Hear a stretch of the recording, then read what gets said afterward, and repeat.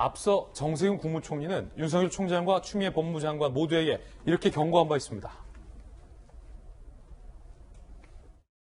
총장의 최근에 행보를 이렇게 보면 좀 자숙하셨으면 좋지 않을까 하는 생각을 해요. 추미애 장관은 좀 더 그 점잖고 냉정하면 좋지 않겠는가. 그리고 사용하는 언어도 좀 더 절제된 언어였으면 좋지 않을까. 그런 생각을 해요. 오늘 중앙일보는 흥미로운 단독 보도를 하고 있습니다. 정 총리가 이 문제 총대 맨다는 겁니다. 오늘 중앙일보 보도에 따르면 정세균 국무총리가 김혜숙 청와대 인사수석을 따로 불러서 이례적 현안 보고를 받았다. 다시 말해서 국무총리가 인사수석을 만나서 뭔가 개각과 관련된 두 사람의 거취와 관련된 이야기를 논의했다. 중앙일보 보도 핵심인데 A 여권 핵심 기사는 추 장관과 윤 총장 충돌 문제 비롯한 개각 등 이슈와 관련이 있을 것. B 여권 핵심 기사는 윤 총장의 거취 문제 검토 대상이 될 수도 있다라고도 얘기하고 있는 상황. 총리실은 대통령 사일상 자신이 임명한 총장을 주도해 해임할 가능성을 기박. 정 총리가 윤 총장 해임을 요청하는 방안은 가능할 것. 중앙일보가 보도하고 있는데, 자, 중앙일보가 보도하고 있는 팩트는 청와대 인사수석과 정 총리가 만나서 뭔가 인사에 대한 논의를 했다. 거기에 덧붙이는 중앙일보의 해석은 두 갈래. 윤 총장을 해임하는 건의, 혹은 추 장관을 경질하자고 해임하는 건의. 두 개 중에 뭐가 맞을지는 모른다. 중앙일보 보도가 요약할 수 있을 것 같은데, 일단 손재현 변호사님, 총리가 누군가를 해임하는 권한은 있죠? 국무총리 입장에서는 그동안 자중했으면 좋겠다, 신중했으면 좋겠다라고 여러 차례 이야기를 했는데 이 문제의 사태에 있어서 책임지고 뭔가 조정하거나 이 갈등을 좀 완화시키려고 하는 큰 어른이 지금 없는 상태이죠. 그러다 보니까 윤 총장과 추미애 장관이 이 지경까지 이르렀다 이런 평가가 있는데 그 역할을 할 수는 있어 보이는데 그중에 한 명만을 해임 건의하거나 경질 건의하기는 굉장히 부담스럽습니다. 특히 중앙일보의 분석과 같이 만약에 윤 총장만의 어떤 사임이나 해임 이것을 요구한다고 했을 때 윤 총장이 핍박받는 검찰총장의 이미지가 더 부각되는 측면이 있어서 문재인 대통령 입장에서 굉장히 부담스러운 선택지이고 더군다나 총장에 대한 어떤 인사권은 대통령의 고유 권한이거든요. 해임 건의를 하거나 이런 법률적인 근거가 없기 때문에 윤 총장 경질만을 문제 삼을 것 같지는 않고요. 그렇군요.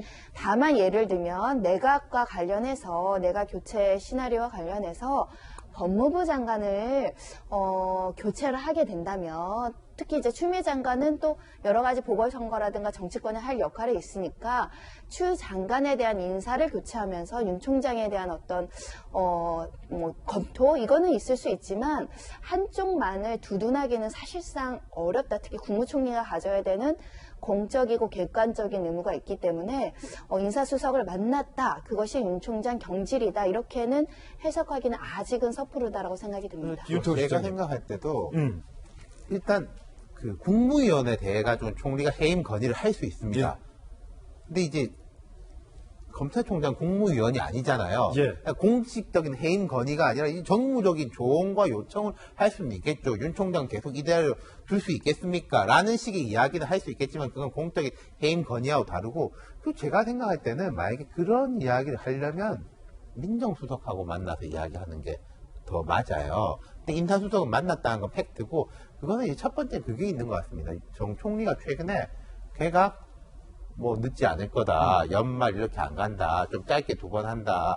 라고 이야기했는데 연말까지 안 가는데 짧게 2번이면은 지금 이제 11월 중순이지 않습니까? 그렇죠. 얼마 없어요, 시간. 내일 모레 개각해야 돼요. 예. 근데 아시다시피 개각이라는 것은 총리의 그 제청에 따라서 대통령이 권한을 행사하는 겁니다. 근데 총리가 뭐 마음대로 이제 제청을 하고 대통령이 본 다음에 기명기고 아니면 아니고 뭐 OX 하는 것은 아니고 제청 자체에서부터 청와대하고 협의가 진행이 되는 거거든요. 그렇겠죠. 제가 생각할 때는 첫 번째는 그 개각에 대한 것 때문에 김혜숙 인사수석을 만난 것 같고 두 번째는 자연스럽게 그 법무부 장관과 검찰총장 이야기가 안 나올 수는 없었을 것이다. 네. 근데 그 뒷부분은 제가 손 변호사님 말씀에 동의하는 게 예컨대 그 자리에서 그러면은 앞으로 정 총리가 윤석열 이대로 안 되겠다. 내가 건의했다 대통령한테 해임 건의는 아니더라도 그럼 대통령이 그 무겁게 받아들인다라고 하면은 우리 추 장관님께서 가만히 있겠습니까? 역시 사필 기정이다. 뭐 이렇게 또 뭐 쓰지 않겠습니까? 예. 뭐 잘 됐다 막 이렇게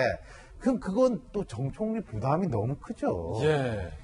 근데 박지원 대변인. 이 부분에서 좀 더 상상의 나래를 좀 더 펼쳐보면은 더 재밌는 부분이 나올 수 있어요. 그러니까 인사수석을 만났다는 건 팩트인데 과연 그러면은 정 총리가 여기서 뭘 원하는가, 뭐 어떤 연유 때문인가는 좀 해석의 여지가 있잖아요. 근데 이 저런 부분을 한번 보자고요. 자, 친문의 적자가 지금 애매한 부분에서 정세균 총리가 과연 총리직을 그만두고 정치권에 돌아오느냐 이런 논란의 얘기가 하나 있어요. 이걸 하나 끌어다 여기다 놓고 대권과 지금 관련해서 정세균 총리가 하고 있는 일.